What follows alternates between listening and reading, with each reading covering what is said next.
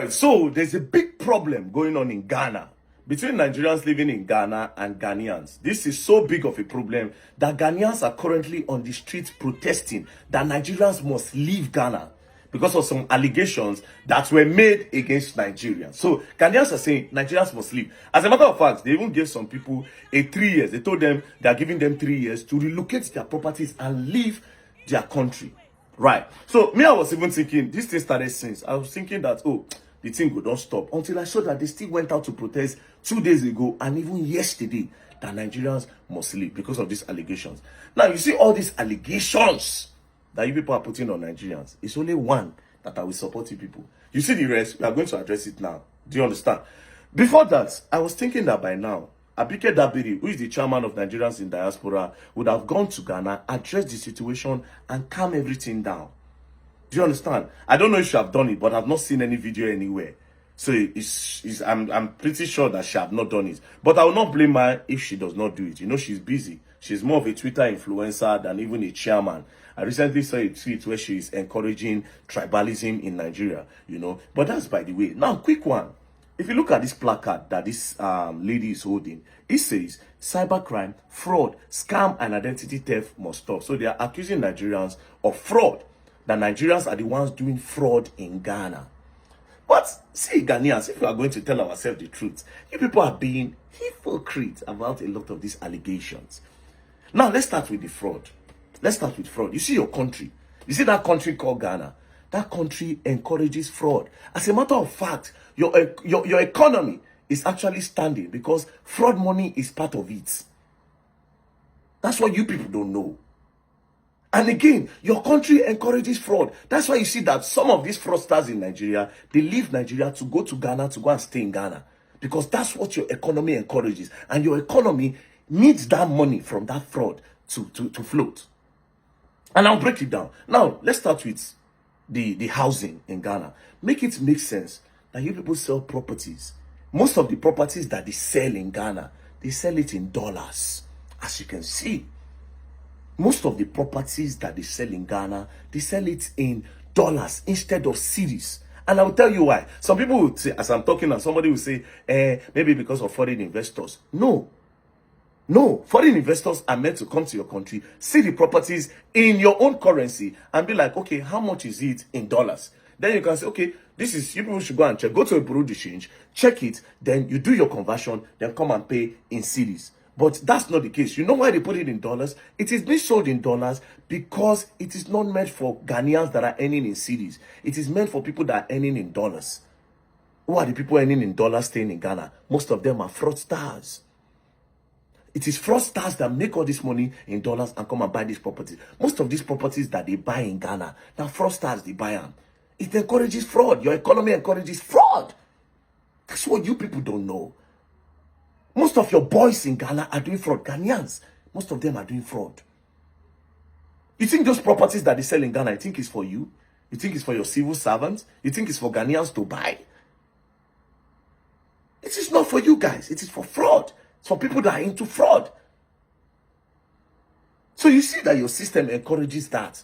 Other than that, bro, your government cannot open their mouths to tell Nigerians to leave. Should I tell you why? Bro, a lot of fraudulent politicians we have in Nigeria, they move their money to Ghana. Some of your big businessmen, they are operating those business with Nigerian money. Oh, you people don't know. Should we talk about your election? Oh, you don't know. Did you notice that a lot of Nigerians were present in your inauguration?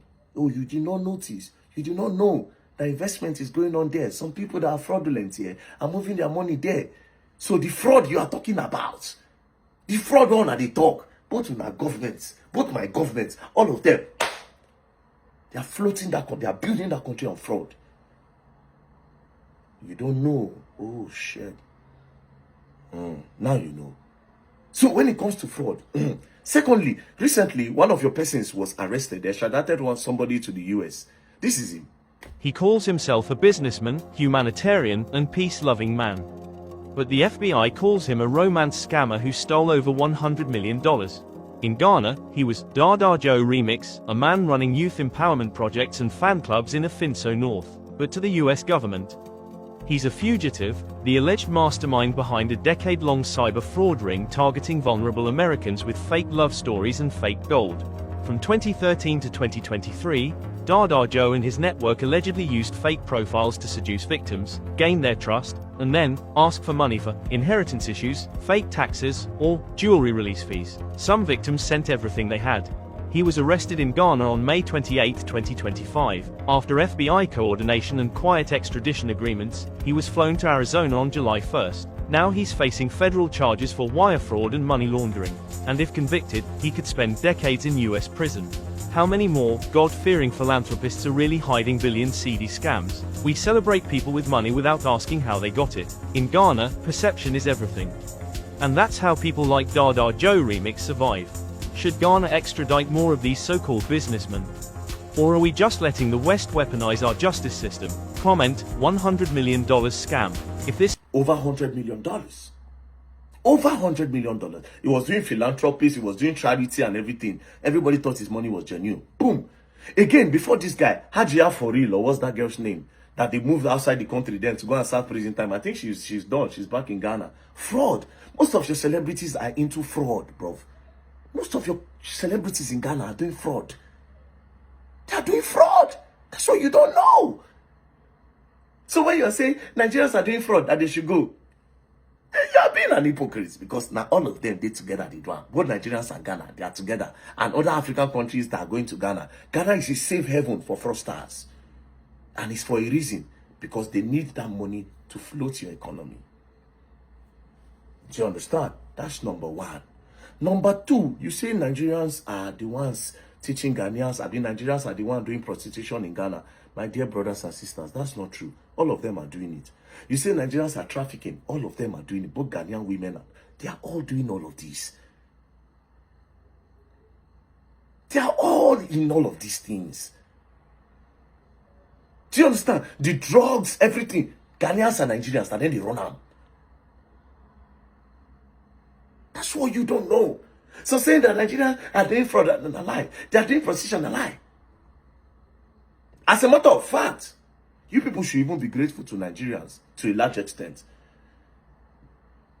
Because a lot of people know your Ghanaian stars, down to your musicians and your actors. Bro, now because of say, they were welcomed here. Now why it easier for them to blow? I'm not trying to throw subs. I'm trying to tell you that all these things you are doing is not needed. We are family.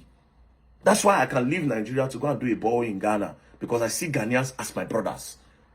But you see this thing people are doing now, it's not needed. The only one, like I said, that I will support you is this one. Kingdom in Ghana. We don't need Igbo king in Ghana. Ghana belongs to Ghanaians. No Igbo king. No Igbo kingdom. Nigeria must go. Nigeria must go.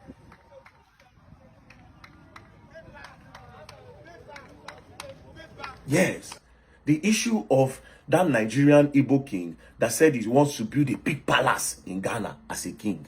That's the one me say. I say, Because Ghanaians have their own king. And you know, two captains cannot be on a ship. Especially when this other captain is a foreign captain. We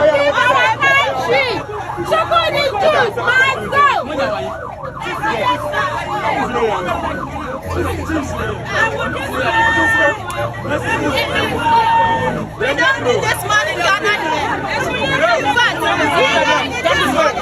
here. Show it to them. Show it to them. We don't need this. Personally, in my own opinion, I think, okay, yes, if there's an Igbo community, there is somebody that is the leader, you should call yourself the chairman, not the king.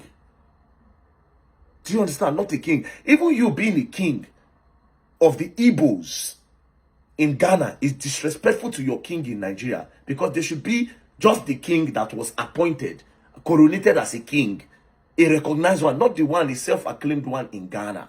This is my opinion. I'm not saying this is how it should be. Listen, it is my own opinion. But again, if the Ghanaians are saying they are not happy that you are trying to come and be a king in their country when they have their own well-respected king, then I think their point is valid. You should dissolve it. There cannot be two captains on the ship, especially when the captain is a foreign captain, bro.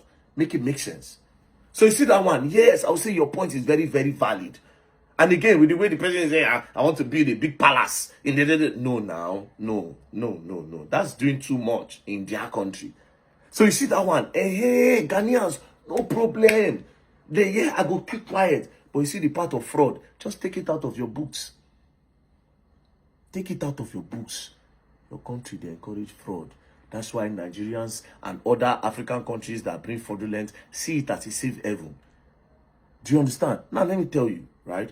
You people should better stop all these things. Because next thing, it start like this. Next thing, you people start fighting. Next thing, you people start buying yourselves. And when it gets to that, then you people have really spoiled everything. Because right now, a lot of Nigerians are scared of going to South Africa because of what happened in 2013, 2014, the xenophobia attack or so. Was it 20? I've forgotten the date anyways. Forgotten the year.